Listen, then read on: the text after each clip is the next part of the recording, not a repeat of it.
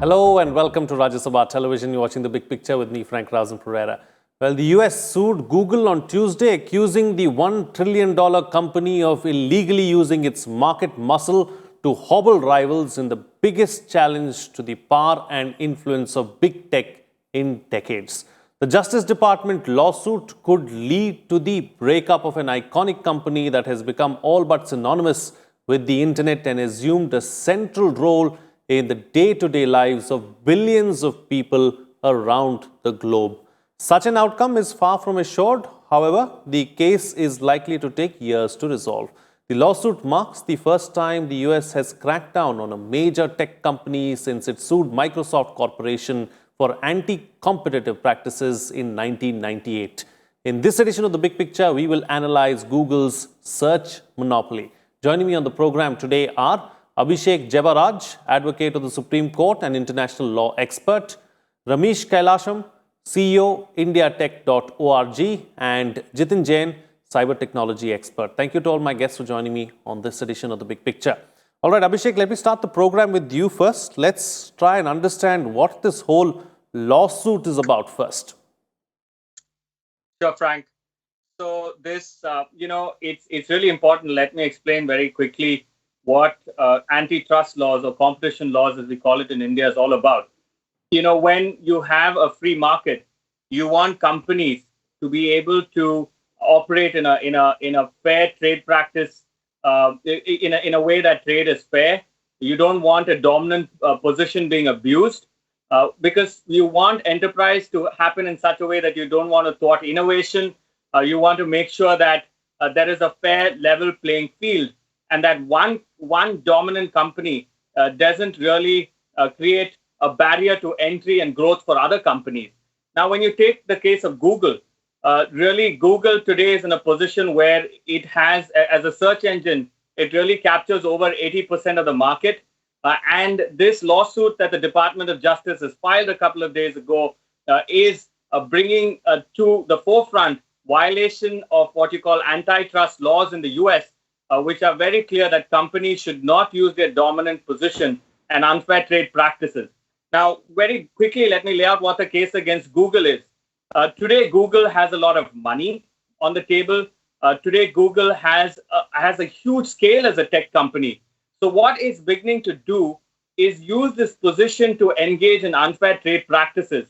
So, for example, it is entering into specific agreements with what they call exclusionary agreements with mobile phone manufacturers, saying that if you promote Google search engines in such a way, we will share revenue with you, or making sure that apps are pre-installed on a particular phone. And so the Department of Justice has outlined several key areas in which antitrust laws are being breached by Google. And what is being brought before the Federal District Court in Columbia today is that if Google doesn't set right their practices, the court is going to have to step in and make sure these exclusionary agreements are set aside. And Google is possibly even staring at a large amount of a fine being levied by the court on them. Jitin Jain, let me bring you in. So what actually led to this lawsuit, and is this issue limited just to Google? No, I think the immediate issue is that over a period of last 1 decade, you have seen several attempts by these global tech giants to monopolize the market. We saw Microsoft pre-bundling MS Office in all the windows. So, there was OpenOffice, there were other version of, Word document and, file makers. They never found any space. They never found any market, because you would have MS Office freely pre-installed on all the Windows machine, and there was nothing like, a Play Store or App Store on Windows where people would even see those ads and download. So they tried to monopolize that market for many, many years. And finally, even a similar monopolistic case in the US was ruled in the favor of customers, and Microsoft was stopped from giving pre-bundled MS Offices in the Windows. Now, similar things have been happening in Google also. You see, in Android operating system, you have this Chrome browser pre-installed, which is dominantly owned by Google. So there've been a couple of lawsuits in Europe also that Google should not install Chrome by default as a browser in these operating systems. Now, this is just a small set of problem what we are staring at. The problem is that Google has grown from an email company to a search engine to a cloud storage space to a domain owner to a one of the biggest advertising companies in the world to a news collaborator now. So Google technically, owns 80% visibility of entire technical spectrum of what we see on internet. Now they are using that monopoly over search engines not only to push their search, they are then using that monopoly to push their advertising business. Now 70 to 80% advertisement, this online ads are today controlled by Google and Facebook. You want to make a new website or new blog, just install Google AdWords or Facebook ads. So small players do not have a chance to compete with these people. Now that is why I think even Europe, there is a debate now that all the data which has been collected by these titans like Google and Facebook, they will be forced to share with the smaller companies, obviously at a price, so that other companies which are coming up are also able to use that data which these companies have collected for market access. So I think in a way it is a fair decision.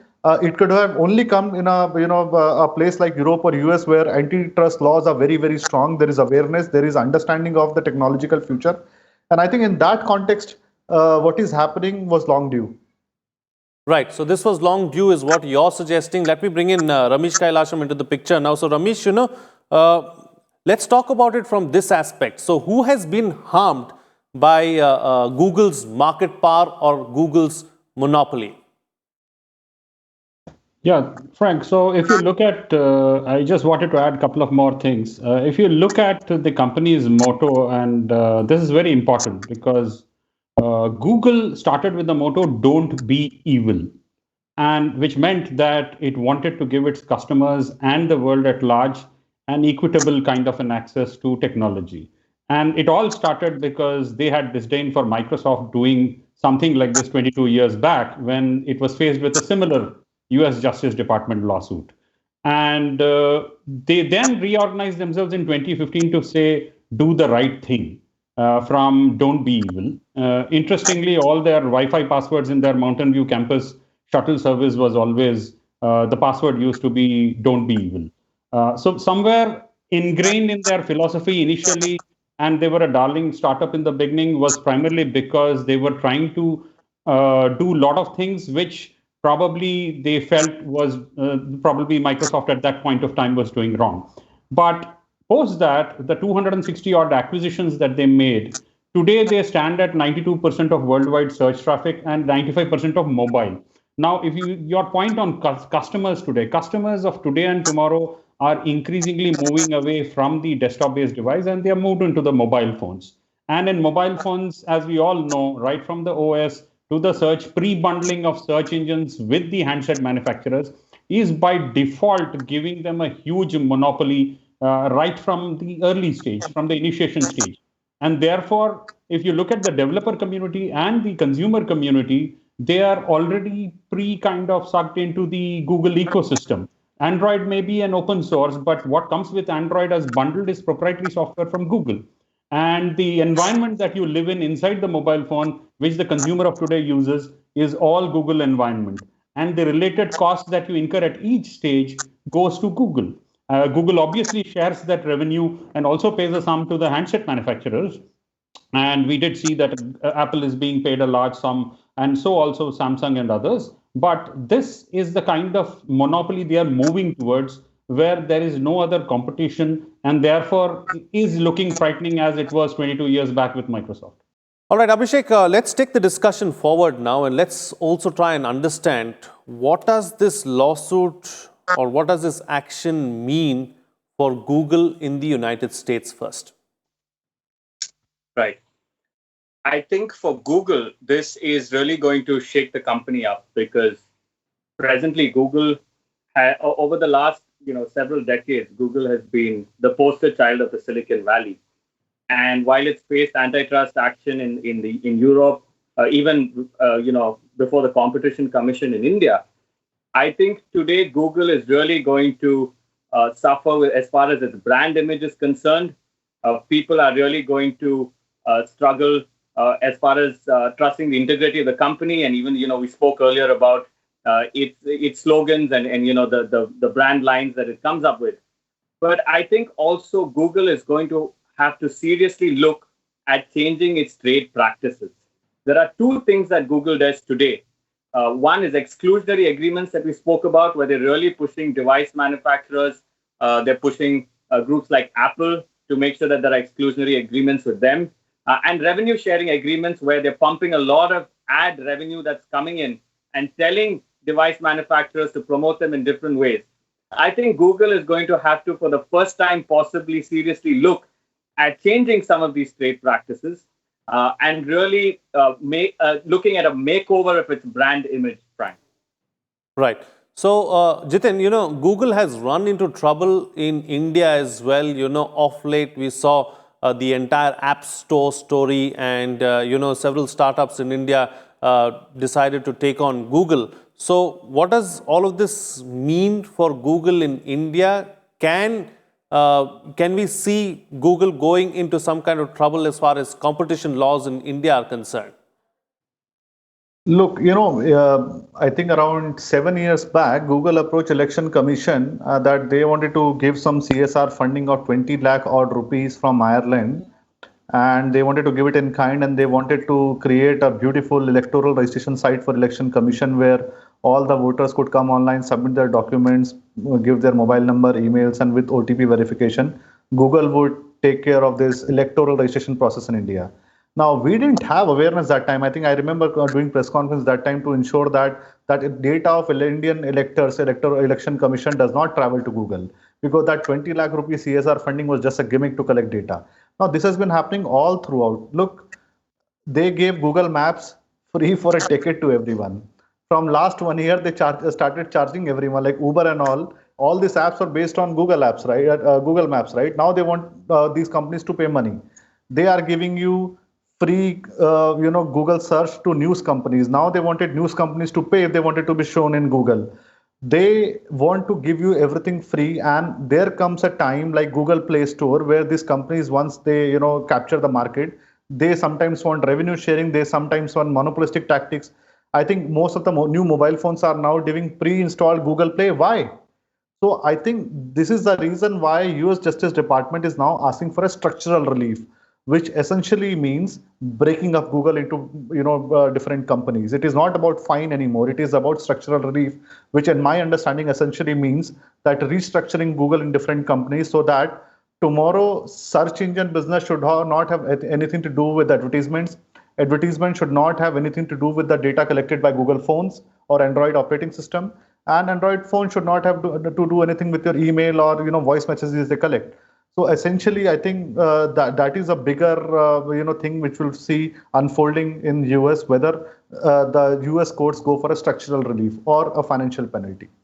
Talking about a structural relief, Ramesh, in 1998, when the entire Microsoft issue was taking place, we saw a big deal at that point in time, and Microsoft wasn't broken up. But if you go back a couple of decades to 1974, the Bell system was broken as a result of these lawsuits that were filed in the US. The Bell telephone company, if my memory serves me right, or if what I've read is correct. So, talking about this kind of a structural change and looking at Google, I mean, Google is synonymous with so many things today. So, can the structure and the framework of Google be broken down? We are looking at breaking down, but if you look at how they grew so big, they were small in the beginning. They were roughly trying to scratch their way up. 260 odd acquisitions, and acquisitions in every area that you can think of. Today, they are in travel, they are in search, they are in maps, they are almost everywhere. And mobile is the future, and they are completely having control over 95% on the Android phone business market. Despite the fact that so many Play Stores do exist, they have complete control there. Now, if you look at by default the business that they have created now, there is a kind of, and Google might say that, look, people don't choose Google because we are forcing them to. They choose to because they are comfortable. And that the fact that they don't have alternatives.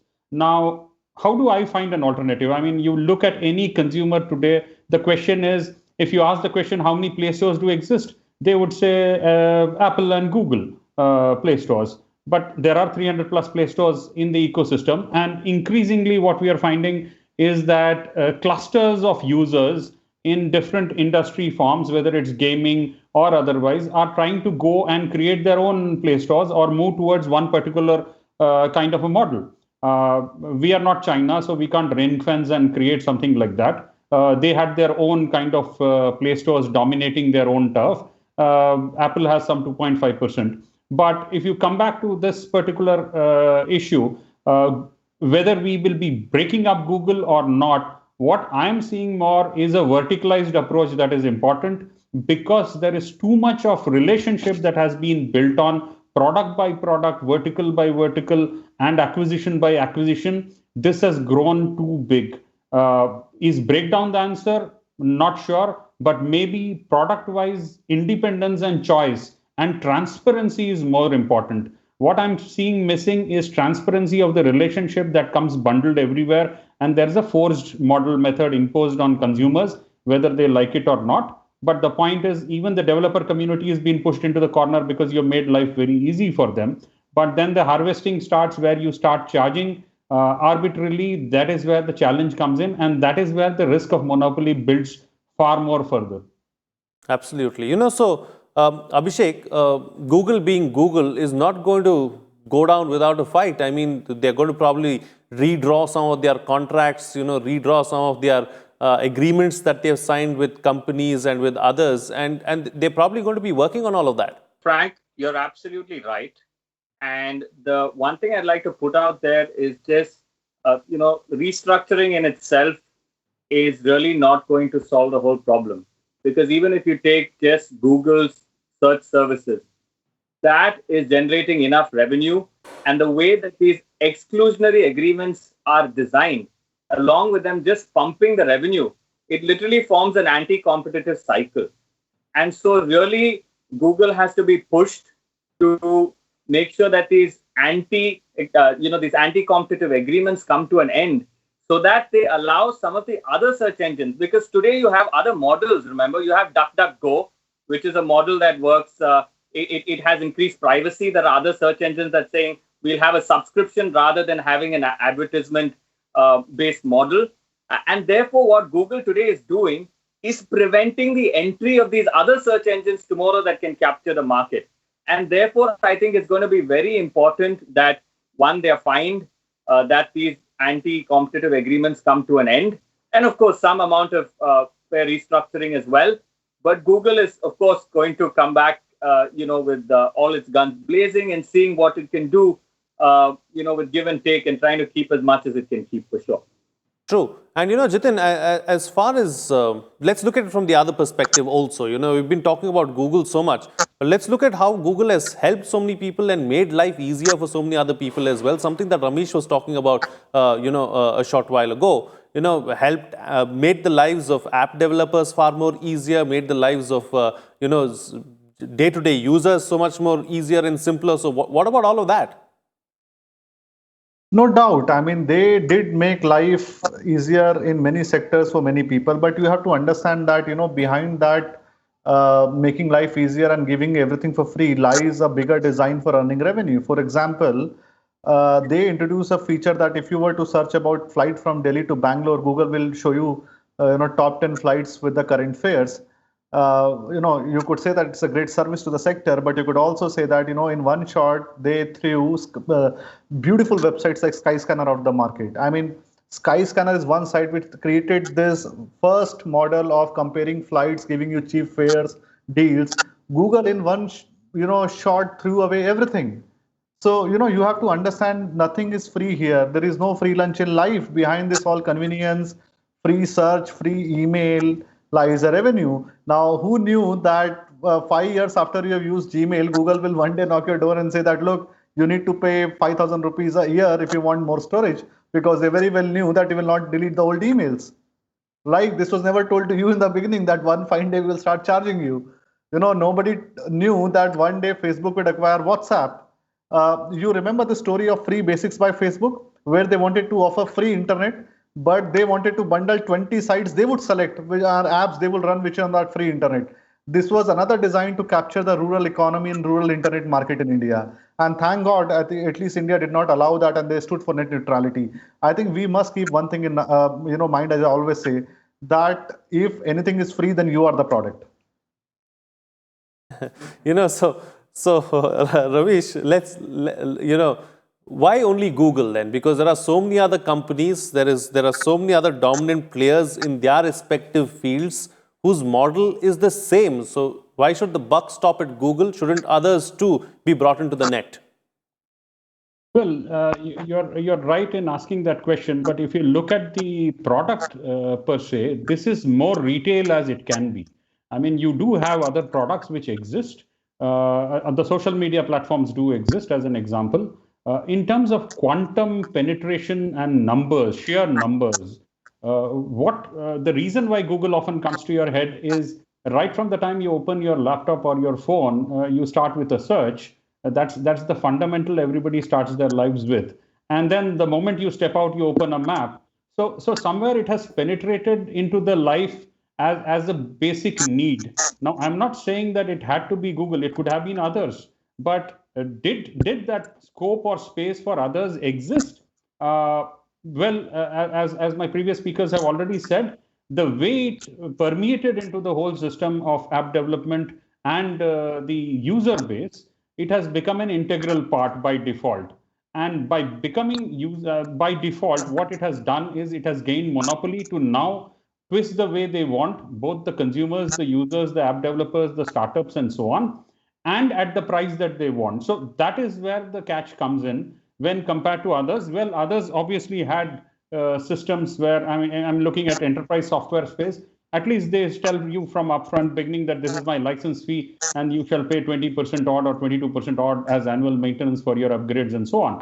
So that is under a contractual agreement you are doing. The place where it comes as free and then it entraps you and then finally everybody in the system end up paying, that is where the model focuses your attention on Google. It was there as you look at it 22 years back with Microsoft and so on, where bundling led to that kind of a model.